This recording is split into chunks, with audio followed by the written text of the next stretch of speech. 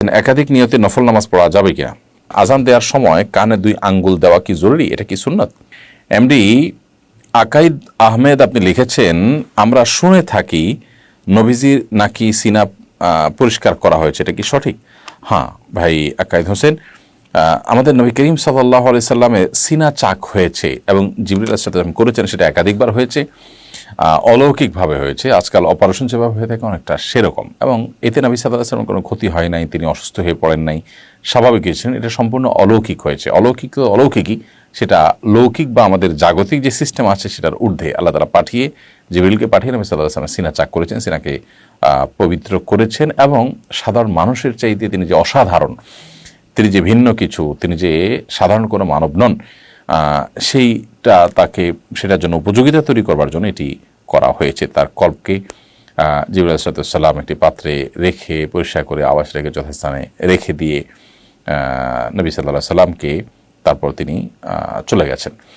তো এটি স্বাভাবিক হয়ে গেছে মুহূর্তের মধ্যে, এবং নবী আলাইহিস সালাম সুস্থ অবস্থায় সেখান থেকে উঠে গেছেন, তাকে শুইয়ে এই অপারেশন কর্ম চালিয়েছেন জিবরিল। এটি বিশুদ্ধ হাদিস দ্বারা প্রমাণিত, বেশ অনেকগুলো বিশুদ্ধ হাদিস রয়েছে, বিধায় এটি সঠিক। এরপরে রিয়া আক্তার আপনি লিখেছেন, আমার নাম রহিমা ইসলাম রিয়া, শুনেছি এ নাম রাখা জায়েজ নয়, আমার করণীয় কি? দেখুন, রহিমা এই নাম এর অর্থ অনেক বেশি দয়ালু নারী, সীমাহীন দয়ালু নারী। তো আসলে সীমাহীন আল্লাহর ক্ষেত্রে যে অর্থে ব্যবহার হবে, মানুষের ক্ষেত্রে তো সেই অর্থে ব্যবহার হবে না। তবে কোরআন কারিমে আল্লাহ রাব্বুল আলামিন নবী সাল্লাল্লাহু আলাইহি সাল্লামকে রউফুর রহিম বলেছেন, তো সেই দিক থেকে এটি মানুষের জন্য প্রযোজ্য হয়। বিধে আপনি রহিমা নাম রাখলে যে গুনাহ হয়ে যাবে এটা সেরকম না। আর রিয়া মানেই হলো মানুষকে দেখানোর জন্য কোনো কাজ করলে সেটাকে বলা হয়, সেইটাকে বলা হয় রিয়া, লৌকিকতা।